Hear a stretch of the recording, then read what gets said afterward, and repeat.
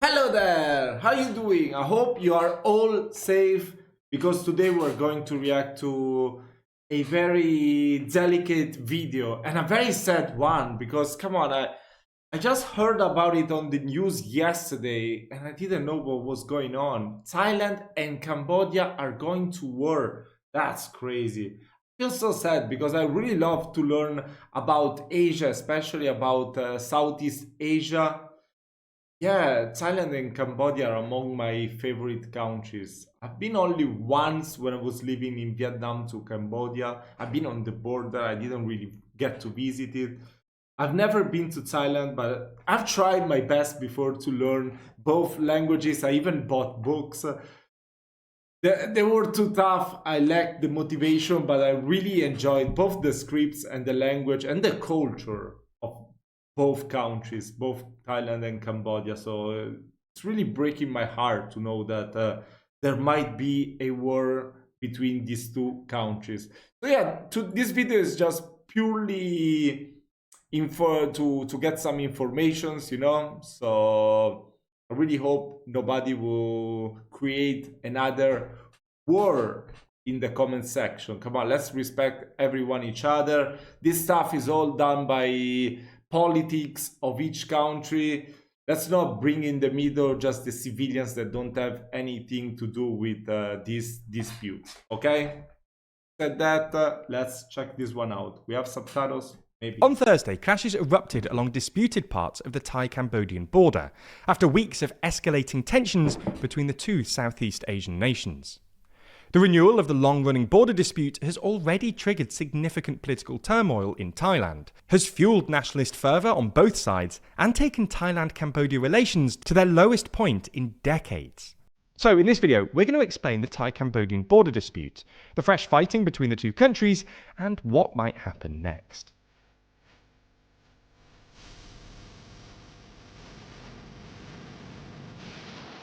Yeah, by the way, I forgot to shout out the channel TLDR News Global. So yeah, if you want to get news, go and check out this channel. Link is in the description so you can watch the video without my comment.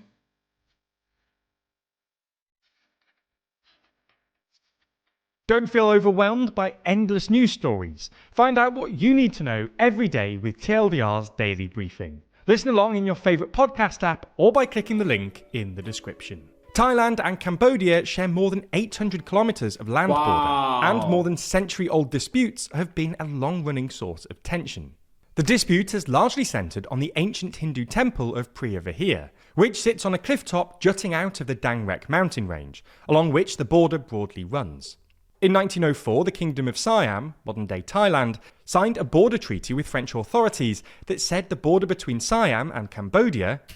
Why is this not surprising me that it's always some European colonizing other countries that the disputes are showing up now after centuries, after a century or centuries? That's crazy. Part of French Indochina would run along the watershed line of the Dang Rek Mountains, which in theory would place Priya Vihir in Siam.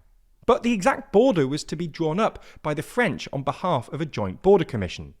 This happened in 1907, but the French map placed the temple in Cambodian territory. In 1954, after Cambodian independence, Thailand occupied the temple and surrounding area, seeking to enforce its claim. In 1959, Cambodia went to the International Court of Justice, making the case that the temple and its vicinity was Cambodian, and in 1962 the ICJ awarded the temple to Cambodia in a 9-3 vote, but did not clearly rule on ownership of the wider vicinity. Thailand reluctantly withdrew from the temple in 1963, but the dispute was not settled for good. The area was basically off limits for many years due to the Cambodian Civil War, but as this came to an end in the late 1990s and the site began to become accessible again, the dispute resurfaced. Wow, it's so beautiful. It's so beautiful. Oh my god. I need to check out some videos about all the temples and ancient history of these countries. Look at this. This is just wow. How old is this temple, by the way? Particularly when Cambodia sought to register Priya Vihir as a UNESCO World Heritage Site in 2008. Thailand objected to this, saying that Cambodia's application included the land surrounding the temple that belonged to Thailand. The renewed tensions escalated into military clashes along the border, which continued for the next 3 years, killing at least dozens of people and peaking with a week-long exchange of artillery in 2011. Cambodia went back to the ICJ that year, and in 2013 it ruled unanimously that the 1962 ruling had, in fact, awarded the temple's wider vicinity, i.e. the whole hilltop, to Cambodia. However, the court did not address other disputed patches of land, including another nearby hilltop. Fast forward to 2025, and things have once again escalated. On May the 28th, a brief skirmish between Thai and Cambodian troops along a disputed border area left one Cambodian soldier dead, with both sides blaming the other as the aggressor. This sparked rising nationalism on both sides of the border, and tit-for-tat actions, including border, trade and communication restrictions. It's also sparked major political turmoil in Thailand, which we've made a few videos about, as a phone call between now suspended Thai Prime Minister Paetongtarn Shinawatra and de facto Cambodian leader Hun Sen was leaked, in which Paetongtarn appeared overly deferential to Hun and even disparaged a Thai army commander. It sparked outrage in Thailand, as critics accused Paetongtarn of being weak and undermining national security. Interestingly, it was Hun Sen himself who leaked the phone call, and he's since been on a bit of a warpath, effectively calling for Paetongtarn's government to be ousted. People have speculated a number of reasons why Hun has done this. Could it be that he's trying to bolster his and his son, the Prime Minister's position, and distract from domestic problems? Could he feel threatened by the Thai government's plans to legalise casino gambling, which could damage the Cambodian industry? Whatever the case, it has contributed to a major deterioration in bilateral relations alongside the border conflict. During this, Cambodia also announced it would go back to the ICJ to seek a ruling on the unresolved border areas, though Thailand rejects this, saying it doesn't recognise the court's jurisdiction and that it should be resolved bilaterally.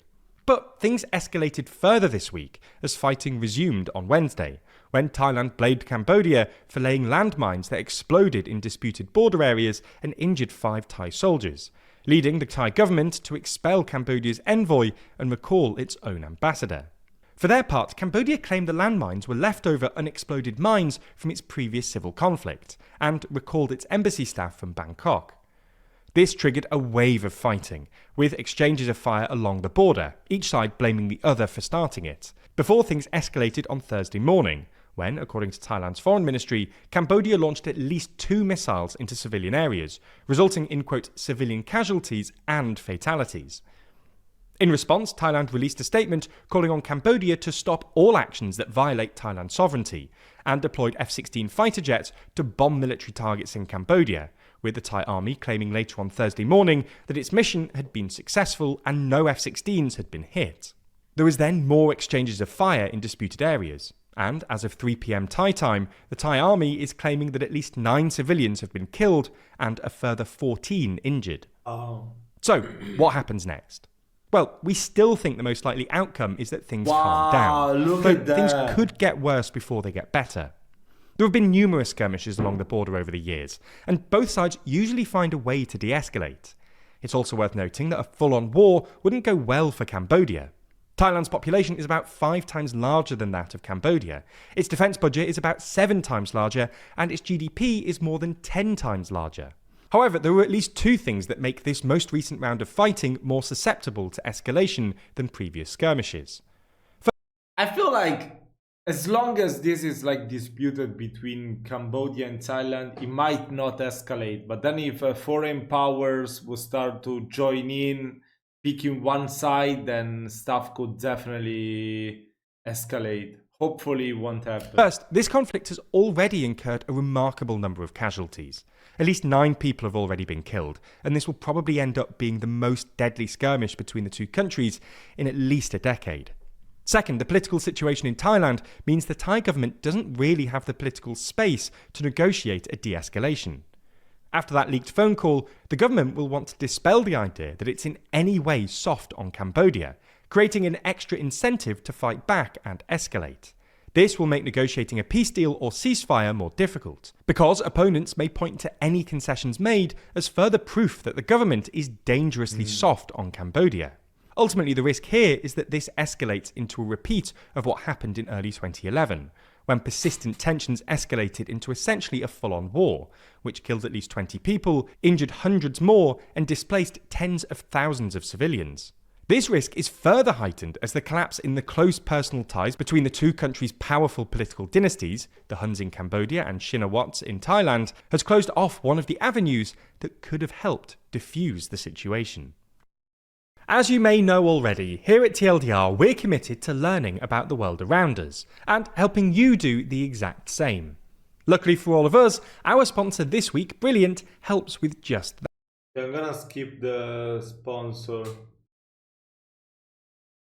Okay, it was just the sponsor. Yeah, by the way, check out their sponsor. Shout out to TLDR. And yeah, that was TLDR, sorry. That was a great video. That was a great video explaining a little bit. I mean, I don't understand it fully, so but it's best this way. It's best this way because I want to learn from you guys that are watching this video and you are living in one of the two countries, so you can tell me better. Please leave a comment down below and tell me your perspective on the conflict, but just try to keep it like friendly, you know, not insulting, not being too crazy. Let's just go with that. I just want to learn more about it. So yeah, thank you so much for watching this video. I will wait for your comment. I will heart all your comments that are not offensive. And yeah, don't forget to subscribe to the channel. See you in my next video.